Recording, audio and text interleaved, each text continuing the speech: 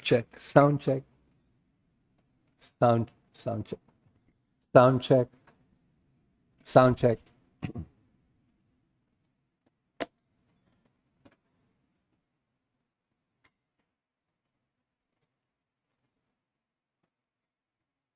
Bagong taon, New Year.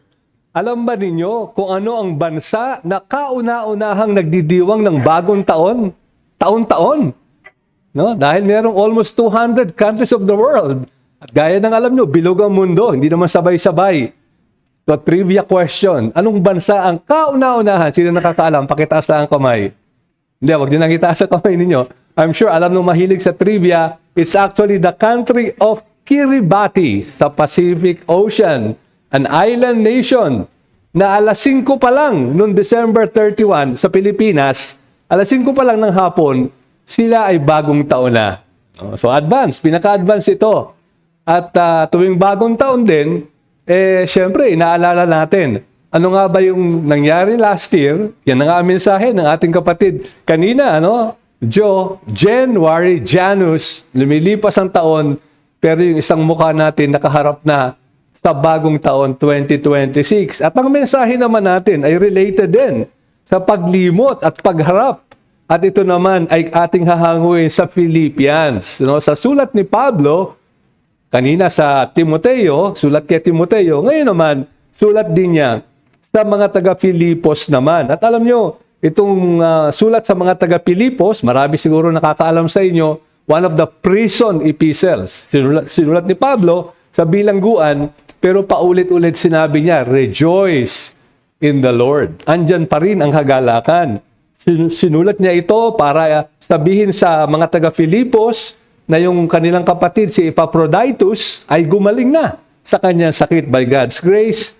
Sinulat din niya para i-encourage sila na magpatuloy sa pananampalataya para i-assure sila na si Pablo ay magbuti naman ng kalagayan at para pasalamatan din sa kanilang suporta. Kasi itong mga taga-Filipos, malapit kay Pablo, isa sa kanyang mga loyal supporters. Pero ang pag-aaralan natin, isang pahagi lamang sa Filipos 3, Philippians chapter 3, at tignan lang natin yung verses 12 to 14. Nagsimula itong chapter 3 din sa magala kayo sa Panginoon. Diyan pa lang sa verse 1, sinabi na niya.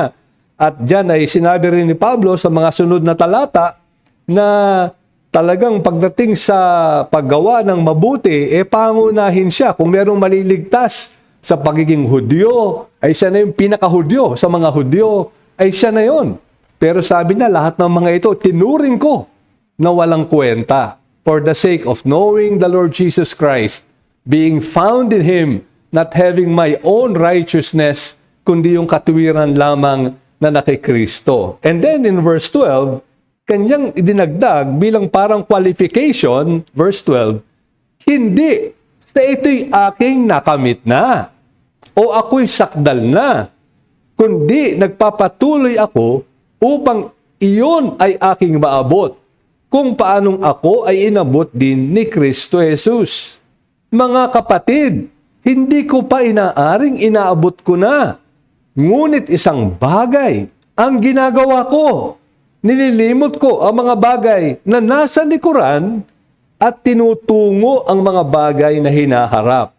Nagpapatuloy ako tungo sa mithiin para sa gantimpala ng dakilang pagtawag ng Diyos kay Kristo Jesus.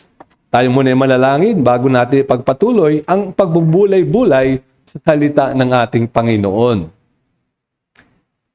Makapangyarihan namin Diyos, kayo po muli nawa ang siyang gumalaw sa aming kalagitnaan. Kayo po ang magpaalala sa amin na may mga bagay sa nakalipas na kailangan naming talikuran at kalimutan, at may mga bagay sa aming hinaharap na lalong higit kami na dapat magsimigsa upang makamta namin ang inyong tawag sa aming mga buhay. Ito po ang aming mga samo at dalangin sa pangalan po lamang ng aming Panginoong Hesus. Amen. isa sa mga paborito ko, if not my favorite artist, di naman ako mahilig talaga sa art, pero hangang-hanga ako sa mga painting ni Van Gogh. Kung kilala nyo itong famous painter na Vincent, ng pangalan, Van Gogh, napaka-sikat na painter pala nito, na sa kanyang mga paintings, yung pinakamahal na nabenta recently, noong 2022, nabenta yung kanyang cypress, if I pronounce it properly, orchard pala with cypress. Isang orchard na may mga puno, simpleng-simpleng painting. Alam nyo ba kung magkano nabenta ito? $117 million. Halos 7 billion pesos. Can you imagine that? No, isang canvas na may pinta ng mga gulay, garden at puno ay 7 billion pesos. So, ganun kahinahangaan itong si Van Gogh, pero siguro alam din nyo na itong artist na ito ay napaka-troubled artist. No, siya ay dumaan sa napakaraming mga depression at namatay sa napakabatang edad, I think about 37, dahil sa suicide. Nakakalungkot ang buhay niya. At inanalyze ng mga, syempre, ng mga, mga sociologists, mga psychologists, ano nangyari, maraming nag-aakala na kaya naging napakaganito yung karanasan ni Van Gogh, o isang, sabihin natin, hypothesis, ay kasi bago pala siya ipanganak, ay meron siyang naunang kapatid na ang pangalan din ay Vincent. Subalit namatay agad yun. Tapos siya nakaga, within 1 year, pinanganak siya, Vincent na naman ang pinangalan. So parang naging kapalit siya nung kapatid niyang namatay. At dahil dyan, sabi nila, parang naging, kumbaga, isang malaking pabigat sa buhay ito ni Vincent na siya'y replacement nung kapatid niyang namatay.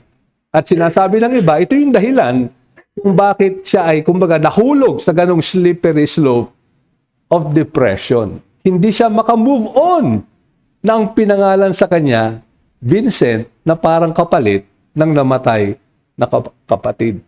Alam nyo, pag hindi tayo makamove on from the past, hindi tayo maka-go forward, at masyado nating iniintindi yung nakalipas, ay pwede tayong matisod at manghina sa ating pananampalataya. Sa unang tingin, parang kabaligtaran nung mensahe kaninang umaga. Di ba? Sabi ni Brother Joe, tingnan natin mabuti nakalipas. Sapagkat mahalaga ito, mababangga tayo pag hindi natin iniintindi at nasira na yung side mirror natin. Pero gaya na makikita natin, hindi naman. Sapagkat kanina na-emphasize yung sinabi rin ni Pablo sa chapter 3 na wala siyang ibang katuwiran, kundi yung katuwiran na kay Kristo dahil sa ginawa niya sa nakalipas nung siya ay namatay sa krus ng Kalbaryo. Pero ngayon naman, ang pag-aaralan natin ay sa ating mga pang-araw-araw na karanasan.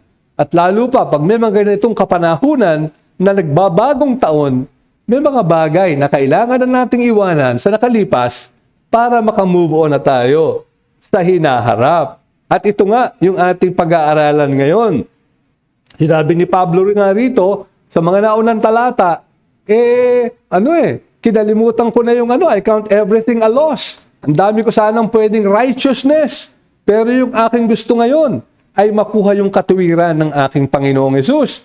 Dinibot ko na sa buhay ko para yung tawag niya sa akin to know Him and the power of His resurrection. Ito na yung ginagawa ko.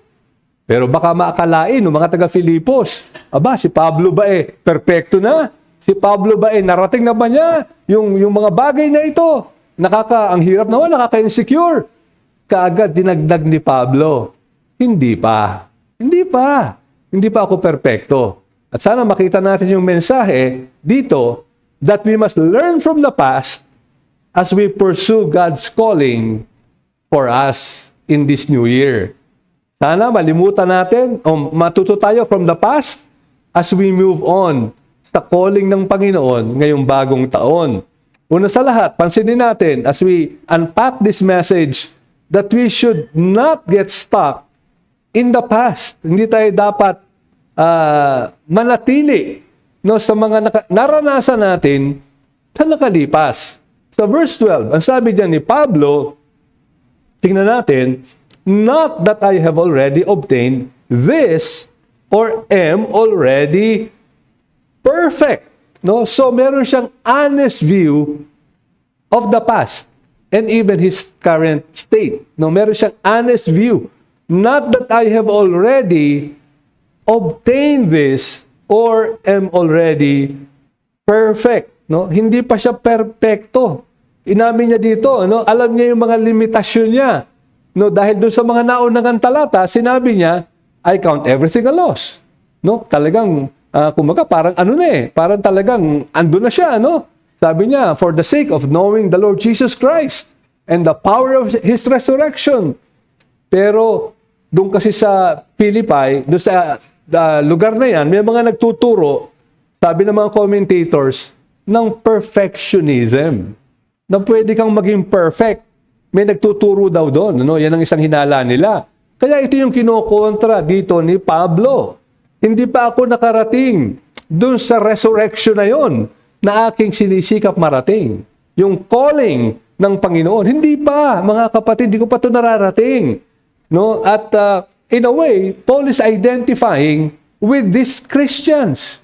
Pare-pareho tayo, magkakasama tayo. Hindi ako super Christian na parang perfect na ako, dyan na kayo, naiwan ko na kayo. Kundi, I have not, sabi niya, not that I have already obtained this or am already perfect. Hindi ako perfecto. Verse 13, brothers, inulit niya, I do not consider, ayun yung mindset niya, no? Logizomai, parang andyan yung mind, no? Yung pag-iisip, yung logic, yung isip, yung mindset ko. I do not consider that I have made it my own. No, yung nabanggit ko dyan na ina-aspire ko to know Jesus Christ, the power of His resurrection, ay hindi ko pa na kinukonsider ito na narating ko na. Pero ano ang ginagawa niya? While he is very honest about the past and his present situation, pero pansinin nyo, he's trying to move on. Kasi sa verse 13, sabi niya, kung tutuloy natin yan, brothers, I do not consider that I have made it my own, but, ayan, okay, hindi ako perfect.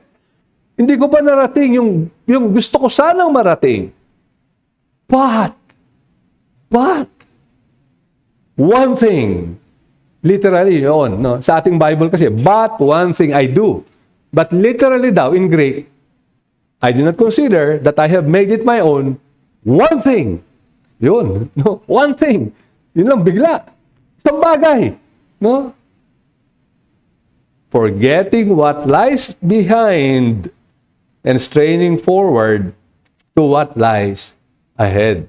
So, one thing, pero parang dalawa. Napansin nyo ba? No? Isa lang daw. Pero dalawa eh. No? Parang meron dalawang two sides of the same coin. Isa lang, pero di ba parang coin, merong two sides. No? One side, forgetting what lies behind. Now, obviously, hindi ito yung pinangaral ni Brother Joe kanina na kinalimutan niya na si Jesus. No? Di ba? Hindi ito yun. Kasi sabi nga lang niya doon sa mga naunang talata, na ang kinalimutan niya, o ang kanyang, he counted dung and rubbish, yung kanyang sariling katuwiran. No, Hebrew of the Hebrews and all kinds of other, sabihin natin, human accomplishments and merits.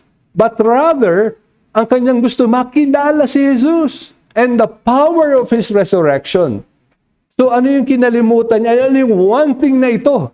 Ano yung isang bagay na sinasabi niya, forgetting what lies behind. And so, nakita natin, hindi ang Panginoon, hindi ang biyaya ng Panginoon, at ganun din, hindi yung mga lessons of the past. In fact, yun nga, doon nga sa mga unang talata, yun yung kanyang karanasan na natutunan niya. No, na he count everything dung for the sake of knowing the Lord Jesus Christ. But rather, para itong mga runner, parang kinukumpare naman niya ito, no, kanina yung illustration, di ba, yung parang kotse, no, na merong mirror, side mirror. Ngayon naman, mag-shift tayo ng metaphor para namang runner. No, whether marathon runner or sprint runner, meron na ba kayo nakikita na tumatakbo na habang tumatakbo, nakatingin sa likod? Meron bang ganon na runner? Mananalo kaya yun? Merong isang famous case na ganyan eh. No, yung malapit na malapit sa finish line, biglang lumingon. Yung pagligo na yun, boom! Naunahan na siya. No? Naunahan na. So, kaya yung mga runner, never sila tumitingin.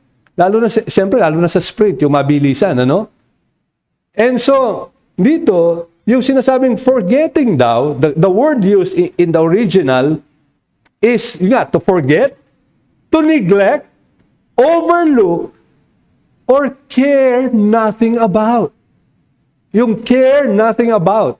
Hindi na niya inuubusan ng panahon yung mga bagay na yan. Sabi ng isang commentator, Paul, will not allow either the achievement of the past, yung mga nagawa niya in the past, but these wrought by God in the first place, or his failures as a Christian to prevent his gaze from being fixed firmly on the finish line. Parang isang mananakbo daw na hindi niya hinahayaan yung accomplishment in the past. Kunwari, runner, tumatakbo, malapit na. Iisipin niya, dati naman, first place na ako eh. Gold medal na ako. Di ba? Yun ba yung gagawin ng isang runner? Or, iisipin ba niya, last karera namin, natalo ako eh. Ngayon. So, siyempre maapektuhan ka pag ano ng iyong mindset. Parang ganito rin daw. And so, yung salitang forgetting dito, what's behind, para kay Pablo, isipin nyo kung iisipin ni Pablo at magiging mabigat sa kanya yung kanyang nakalipas na buhay. Ano ba yung nakalipas na buhay ni Pablo? Naalala nyo, ano? Kung yun ang iisip-isipin niya palagi.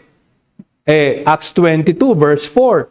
I persecuted this way. Capital way. I persecuted this way to the death. Isipin nyo yung kanyang ginagawa. Inuusig niya yung daan ng buhay, ng Panginoon at mga alagad ng Panginoon to the death, binding and delivering to prison both men and women. Biro niyo yung katarbaho niya dati. Pinipersecute niya hanggang kamatayan. Hinuhuli ang babae at lalaki. Kung meron tinatawag na PTSD, di ba? Yung post-traumatic stress disorder, baka hindi na makabawi si Pablo. Pero pinapatay mo yung mga alagad pala ng Panginoon. Kung yung palagi niyang iisipin, baka na-paralyze na siya. Wala na siyang nagawa. Dahil sa na-hostage na siya ng kanyang nakalipas. So, ito yung sinasabi ni Pablo rito. Ano mang accomplishment niya, ano mang failure niya, hindi niya hinahayaan na mabog down siya. So, anong application sa atin ito, mga kapatid? Well, number one, do you have an honest view, a realistic view of your past? No, realistic ba ang naging view natin sa 2025 na nakalipas na taon? No, kung yung kagaya namin kayo ni Sister Heidi, meron kaming isang araw at the end of the year usually na we look back at the past year and look forward sa coming years. So, we look back 1 year. Ano ba yung mga nangyari sa aming buhay?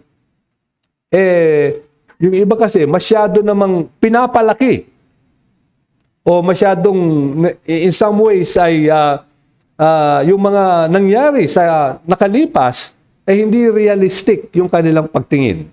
No? Parang minsan nagro-romanticize yung past, no? Buti pa nung una, ang galing-galing ko. Ngayon, hindi na ako ganun kagaling, no? Parang naro-romanticize. May mga ganun, ano? Pero may mga tao naman na pag yung masyadong iniisip, yung mga past achievement nila, nagtawag dyan, they're clinging to the glory days of the past, no? Alam na nila, hindi na sila makagalaw kasi masyado na nilang pinanghahawakan. Dati, ganito ako noon. Dati, sikat ako. Dati, ganon. So, masyado silang nahuhook sa mga nakalipas. Pero, tandaan natin pala na we are not yet there. Hindi pa tayo talaga nakarating doon sa ating patutunguhan. And in fact, we have failed so many times. We have failed so many times. No? So, kailangan realistically makita natin ito. Pero, we must beware then of the past holding us back. Merong mga tao naman na masyadong namang nai-engross sa nakalipas. Yung mga nangyari sa nakalipas. Kasi ngayon, usong-uso yan, ano? Di ba, usong-uso ngayon, bakit nangyari sa kanya ganun? Bakit siya malungkutin? Bakit siya pabaya? Yung mga iba, kasi nung maliit yan, alam mo, ganito yung ginawa ng magulang sa kanya, ganito, ganon. Now, of course, partly true. Yung nangyari sa atin sa nakalipas determines kung ano tayo ngayon. Pero hindi ibig sabihin, yung nangyari sa nakalipas will determine yung buhay natin. Ngayon, no, dahil meron na ngayon tayong desisyon kung ano yung ating gagawin sa ating mga buhay. So we must beware no, na yung mga nangyari sa nakalipas ay hindi naman ma-hostage na tayo. Maraming pwedeng maraming pwedeng maging dahilan why we cannot move on. No? For some people, it's bereavement. No, merong nawala na mahal nila. Napakahirap talagang mag-move on. Hindi natin minamaliit yan. Pag nangyari yan sa atin, I can just imagine the horror and the sorrow pag nawala yung mahal mo sa buhay. And so we can imagine bakit ang hirap maka-move on. Parang yung iba naman, baka may naranasan na masamang karanasan, a bitter experience, betrayal, tinraidor ng isang tao, may nagtaksil sa kanyang buhay. And so ayaw niyang i-let go. No, palagi siya nagdudwell sa nangyari na ito. And therefore, hindi siya maka-move on. At for some, it could be unconfessed sin, unrepented sin. May kasalanan nagawa before, hindi nilapit sa Panginoon, hindi sinabi sa pinagkasala ng tao, hindi na-reconcile, kaya hanggang ngayon, hindi maka-move on. And Satan, our enemy Satan, can use this unrepented, unresolved issues in our lives para maya't maya paalalahanan tayo para hindi tayo maka-move on. And so mga kapatid, in this sense, we should forget the things that are behind. We should overlook. We should not care so much. Yes, we have to learn the lessons, di ba? Gaya na banggit natin kanina. Mahalaga yon, learn the lessons. Kagaya ni Pablo, kilala niya, alam niya ang sarili niya. And inabi niya, not that I have attained. No? Marami akong natutunan, kasama na nga dyan, counting everything gained to me as loss. And only focusing on the Lord Jesus Christ. Learn from it, but don't be bogged down by it. So, yun yung unang lesson para sa atin. Pero ikalawa, and lastly, not only learn from the past, but move on, but move towards the goal. Secondly, resolutely, firmly move towards the goal. The future goal, or the goal now, leading to the future, despite our weaknesses and failings, we can move forward. We can move forward. Yan ang nakikita natin sa buhay ni Pablo. The goal, perfection, the goal na kanyang hinahanap is not attainable in this life. Hindi pa naman tayo mape-perfect in this life, but we can improve with time. Merong improvement over time. Balikan natin yung verse 12. Not that I have already obtained this, or am already perfect, no perfection in this life, okay? Hindi ko pa na-attain ito, pero pwede ko itong i-pursue that I may improve. Sabi niya, but I press on. Napansin niyo ba yung salitang ginamit niya? No? Bagamat ito ang katotohanan, I have learned from the past, meron akong mga nagawa, hanggang ngayon nga, hindi pa ako perfect, pero excuse ba yon?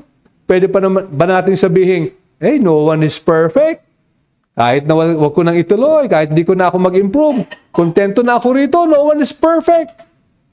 Yung ba ang attitude ni Paul? No. Sabi niya, I have not obtained, I am not perfect, but I press on. The word used is dioko, literally, I pursue, pero pwede ring I persecute. I persecute. Alam niyo ba doon sa verse 6? Ilang verses lang? Verse 6, yung kanyang buhay, naalala ni Pablo. As to zeal, sabi niya, verse 6, a persecutor. A pursuer, dioko, yun din yung ginamit. A persecutor of the church. Yan ang buhay ko dati. I pursue, I press on the church. Isipin nyo, parehong-parehong ginamit, ano? Yung dati kong buhay, na ang aking ginagawa ay hulihin hanggang kamatayan, ibilanggo ang lalaki at babaeng Kristiyano, that same zeal, that same energy, that same passion na dati kong ginagawa, ngayon, andun pa rin yung ganung passion, but now, ang sabi ni Pablo, I press on to make it my own. Alin yun? Yung goal na makikita natin mamaya. But that goal, because Christ has made me His own. Hindi ito sa energy ko, hindi ito sa lakas ko. Sa biyaya lang ni Jesus ito. Kaya ako nagagawa ito. Pero, I press on. No, sa biyaya ni Jesus, pero kailangan tayong mag-work at mag-press on. Sabi niya. Ano yun? Verse 13. Brothers, I do not consider that I have made it my own. Talaga napaka-humble ni Pablo eh. Paulit-ulit eh, no? Para bang, hindi pa ba yun nakukuha? Hindi ko sinasabing perfect ako. No? Never. No, never.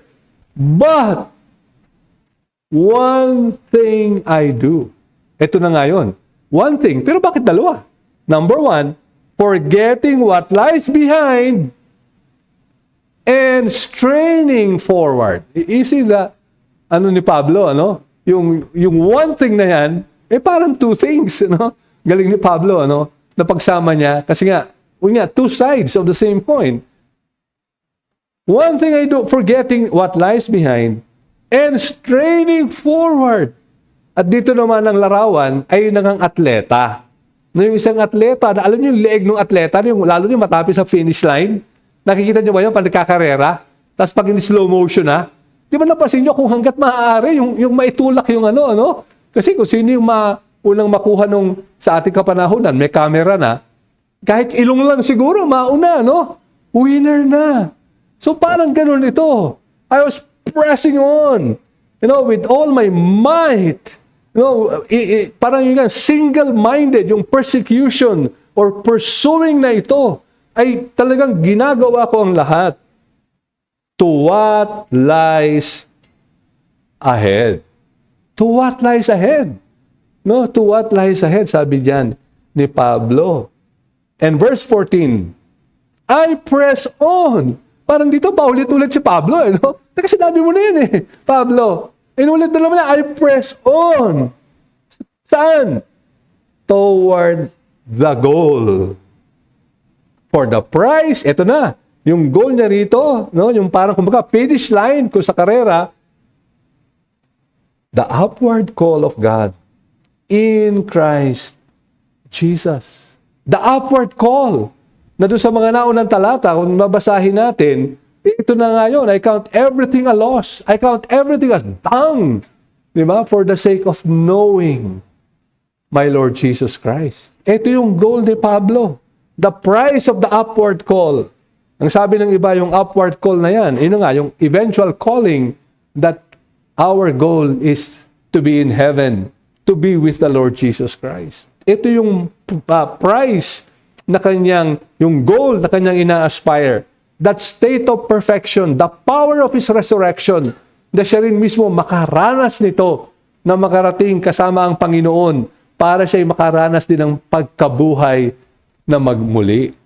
What a goal! What a goal! Na gusto rito ni Pablo.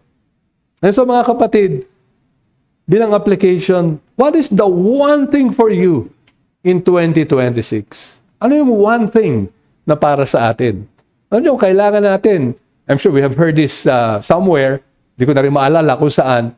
But we need more one-thingers in the church. No? Kasi marami sa ating mga two or more thingers in the church. No? Two or more.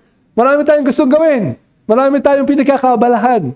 At dahil dito wala tayong kapangyarihan No, ang kailangan natin yung mga one-thingers.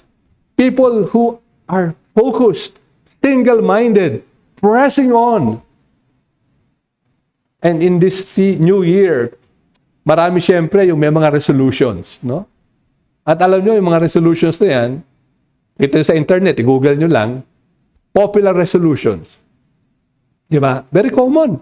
Ano yan? Kalimitan, it's all about personal well-being. Yun ang nagdo-dominate no? Personal well-being. Ang number one dyan, kalimitan, exercise more. Sino rito ang nagkaroon ng resolution, no? Noong December 31 or January 1. Exercise more. Check. No? Palagi yan. Okay? After a few days, exercise nga. Malipas ng 1 week, dahan-dahan ng, wala pang isang buwan, balik na sa dati. No? Kaya every year, exercise more. Number 2, being happier. Paano yan? Medyo mahirap yan. Eating healthier. Yan, very common yan. Simula ngayon, magda-diet na ako. Di ba? Or saving more money. Pero wala kang makikita, this one thing I want the new year to be. Forgetting that things that are behind. And I want to press on more. I want to know the Lord Jesus Christ more. I want to experience the power of His resurrection. Bihira yun. Bihira yun. Very little on the spiritual life. At sana sa atin ngayon, mga kapatid, as we look forward to this coming year, sana mas marami yung may mga resolution. Lord, I want to experience more of who you are. I want to grow that by the end of this year, I can say, mas kilala ko yung tagapagligtas ko ngayon. Mas may alam ako, hindi lang head knowledge, but I have more real life, lived experience of what it means to be a child of the triune God. And despite trials, to move forward. Again, kinota ni Brother Joe kanina in Hebrews 12, verse 1, we are surrounded by so great a cloud of witnesses, right? Therefore, let us press on. No, let us lay aside, sabi ng writer, every weight and sin that so easily entangles or clings so closely sa ESV. And let us run. Let us run. Maaaring hindi naman si Paul ang sumulat, pero what a parallel, no? What striking parallel. Let us run with endurance the race that is set before us. So yung sumulat ng Hebrews, sino man siya, it could be Paul, according to some, ay ito rin yung kanyang gusto, to run with perseverance, with endurance, the sin that is set before us. So the question is, what sin or habit or activity is throwing us off the race? Ano yung kaya? Let's examine ourselves. Ano kaya yung maaring activity, habit, kasalanan na tayo ay napapalayo sa karerang ito? Napapalayo sa goal. Sa halip na papunta ron to the finish line, we end up in some detour here and there. In some rabbit hole that before we know it, we have lost track of time, we have wasted our time, we have wasted our money, and we're no nearer our goal. What could one thing, just one, that we can do this year that will make a difference sa ating kaugnayan sa ating Panginoon? And we should not underestimate that one thing.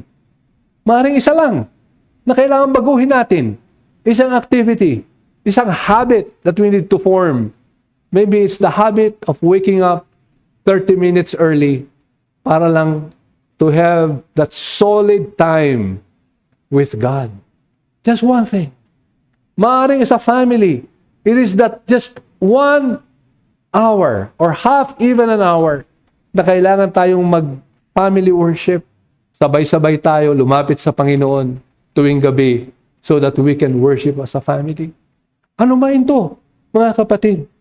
Sana ma-realize natin that one thing could change your life as a Christian, could change your church even, and could change your office, your school, just with one thing.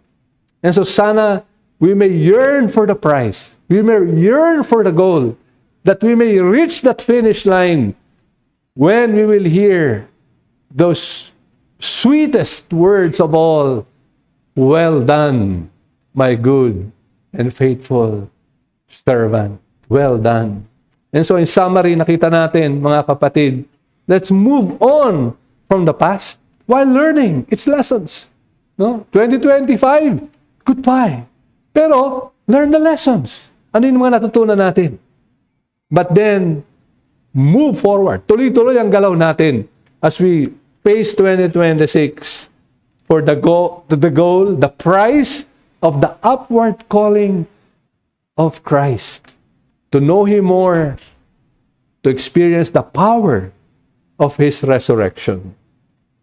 At kanina, inawit natin, what a beautiful song, beautiful hymn, Higher Ground, composed by Johnson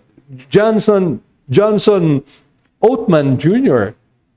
At ito'y kinatha niya nung siya ay retired na from his business. Actually, insurance business ito. I think minana pa niya sa kanyang tatay.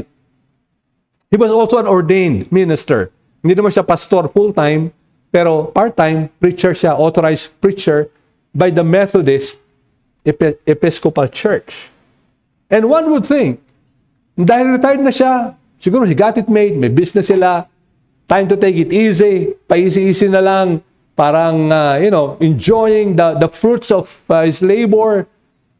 Anyway, matanda naman siya. Pero it is during this very time, based on our text, ang matamay napili ni Sister Esther, eksaktong based sa ating text, Philippians 3:13-14, kinompose niya itong inawit natin, Higher Ground.